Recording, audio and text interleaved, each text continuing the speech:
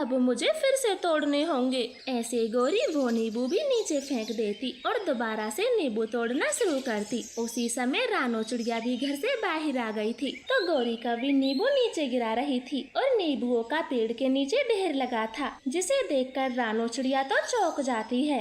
गौरी अभी के अभी नीचे उतरो, मेरे पेड़ से नीचे उतरो। गौरी टोकरी लिए नीचे आती है। गौरी ये क्या नुकसान कर रही हो, देखो कितने सारे नींबू तुमने नीचे गिरा दिए, फिर भी जल्दी जल्दी तोड़े जा रही हो। पहले इन्हीं को इकट्ठा कर लो। रानो ये नींबू मैंने जानबूझकर नहीं गिराए, ये खराब थे इसलिए पके पके तोड़ रही हूँ। गौरी तुम कोई काम ध्यान से नहीं कर सकती, आज के बाद मेरे पेड़ से दूर रहना। खामेखा कितना नुकसान कर दिया, आज के बाद नींबू लेने आना भी मत।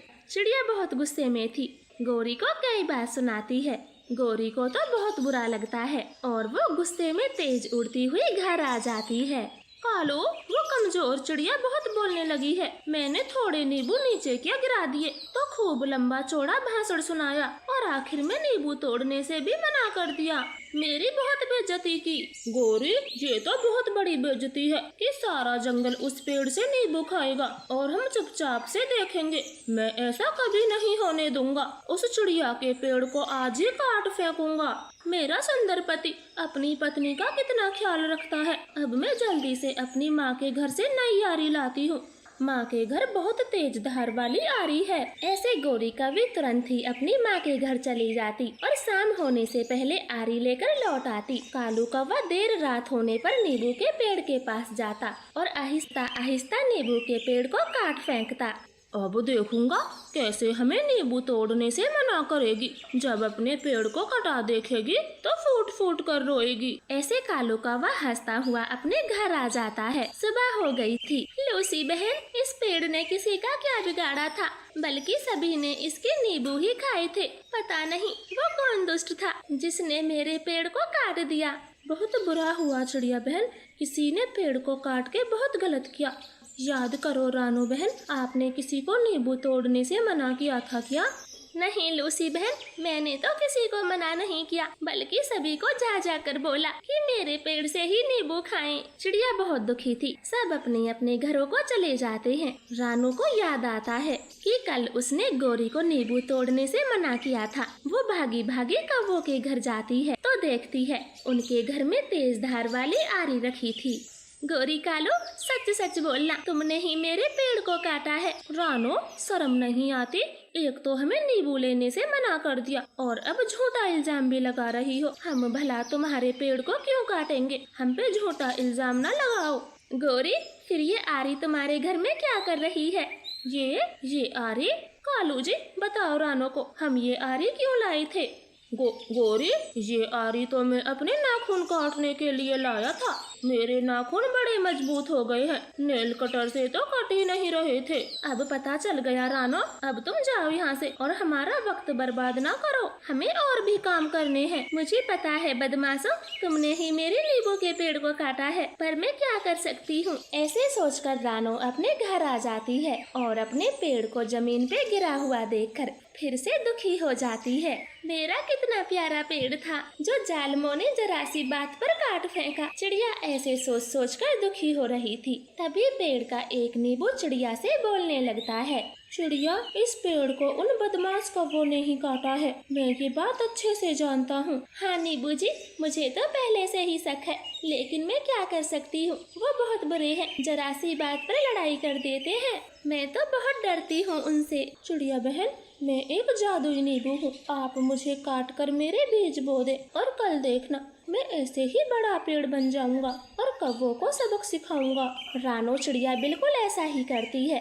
उस नींबू को काट कर उसी जगह पर दबा देती है। सुबह जब वो अपनी आंखें खोलती है तो उसकी खुशियों का कोई ठिकाना नहीं था। पेड़ बिल्कुल पहले की तरह हरा भरा था। गुड़िया कुकू, हमारा पेड़ हमें फिर से मिल गया, मेरा प्यारा पेड़ मुझे मिल गया, अब मैं बहुत खुश हूँ। ये बात कौवों के घर जाती है। वो भागे भागे चिड़िया के पेड़ को देखते हैं। कालू, ना जाने कैसे हुआ मगर चिड़िया का पेड़ फिर से तैयार हो गया, नींबू भी भरपूर लगे हैं। तुम्हारे काटने का तो कोई फायदा नहीं हुआ। कोई बात नहीं, बस रात होने दो, आज इस पेड़ को काट कर सीधा नदी में बहा दूंगा, फिर देखूंगा ये कैसे दोबारा खड़ा होता है। कालू गौरी बिल्कुल ऐसा ही करते। वो रात होते ही पेड़ के पास चले जाते और जैसे ही पेड़ को काटने की कोशिश करते तो पेड़ अपनी लंबी लंबी भुजाओं में दोनों को पकड़ लेता है और गोल गोल घुमाकर दूर दूर फेंक देता है।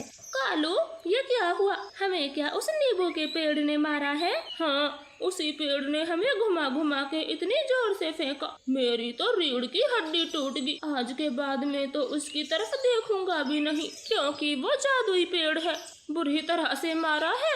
ऐसे कौवों को पेड़ काटने की सजा मिलती। दोनों से ठीक से उड़ा भी नहीं जाता। वो जैसे तैसे अपने घर आते हैं और पेड़ की तरफ तो गलती से भी नहीं देखते। आपका धन्यवाद। जग्गू कौवे ने चंदा कौवी से लव मैरिज की थी। गौरी कौवी तो बहुत गुस्से में थी, लेकिन अपने पति और बेटे की जिद के आगे कुछ नहीं बोल पाती। जग्गू, मैं पड़ोस में जा रही हूँ, अपनी बहू से घर का काम खत्म करवा के आलू के पराठे बनवा देना, मैं थोड़ा लेट आऊंगी। ऐसे बोल के गौरी कौवी वहाँ से चली जाती है। चंदा कौवी तो घबरा गई थी। जग्गू जी, मैं पराठे कैसे बनाऊंगी? मुझसे तो नहीं होगा। गौरी माँ जी बहुत गुस्से में है। अगर माँ को पता चला तुम्हें खाना बनाना नहीं आता तो वो बहुत नाराज होंगी। मैं कुछ करता हूँ। ऐसे विचार कर जग्गू कौवा भागा भागा रानो चिड़िया के घर जाता है और उसे सारी बात बताता है कि उसकी पत्नी चंदा कौवी को खाना बनाना नहीं आता। जग्गू बेटे, ये बात तो तुम्हें गौरी को बता देनी चाहिए। नहीं आंटी, मैं समय रहते बता दूंगा, अभी माँ कुछ दिनों से बहुत गुस्से में है। ठीक है जग्गू बेटा, मैं जल्दी से आलू के पराठे बना देती हूँ, आप यहीं बैठें। फिर रानो चिड़िया जल्दी से आलू उबालती है और कुछ ही देर में स्वादिष्ट पराठे बना देती है। जग्गू एक बैग में पराठे लेकर घर आता है। चंदा कौवी तो राहत की सांस लेती है।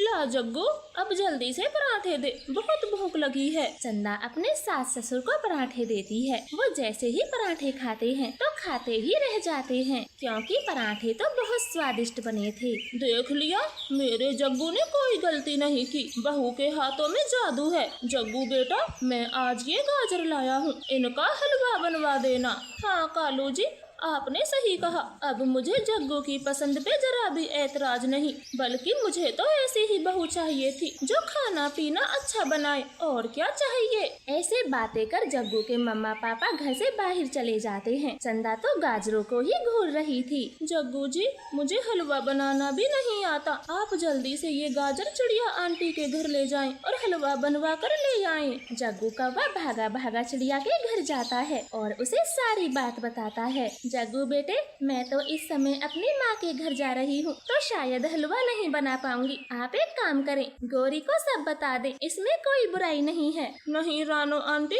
मैं मम्मा को अभी कुछ नहीं बता सकता, प्लीज आप हलवा बना दें। मैं अपनी पत्नी से बहुत प्यार करता हूँ, उसकी बेइज्जती होते भी नहीं देख सकता। मैं कुछ दिन बाद माँ को सब बता दूंगा। मम्मा जल्दी चलो, हम लेट हो रहे हैं। गुड़िया बेटी, नानो के घर हम कल चलेंगे, जाओ अपने दोस्तों के साथ खेलो। ऐसे रानो चिड़िया गाजर को जल्दी से कसना शुरू करती है और 2-3 घंटों लगातार चूल्हे पर बैठी रहती है। वो बहुत स्वादिष्ट हलवा बनाती। जग्गू हलवा लेकर जल्दी से अपने घर आ जाता है। चंदा जी, मम्मा पापा आए तो नहीं? नहीं जग्गू जी, अभी सासू माँ नहीं आई। वो ऐसे बातें ही कर रहे थे कि तभी कालू गौरी आ जाते हैं। चंदा कौवी दोनों के लिए हलवा लाती है। वाह वाह, क्या हलवा है, ऐसा हलवा तो मैंने आज तक नहीं खाया, गौरी के हाथों का भी नहीं। हाँ कालू जी, जब जग्गू ने लव मैरिज की थी मेरे तो होश ही उड़ गए, लेकिन अब मैं शान से कह सकती हूँ मेरी चंदा बहू का मुकाबला कोई नहीं कर सकता। मैं जाती हूँ। ऐसे बोल के गौरी घर से बाहर निकल जाती है। वो अपनी बहू की खूब तारीफ करती। लूसी, मेरे जग्गू की बहू जैसी पूरे जंगल में कोई नहीं। खाना तो इतना स्वादिष्ट बनाती है कि खाने वाला अपने पंख चाट जाए। तेरी पढ़ी लिखी बहू तो उसके आगे कुछ भी नहीं। गौरी बहन,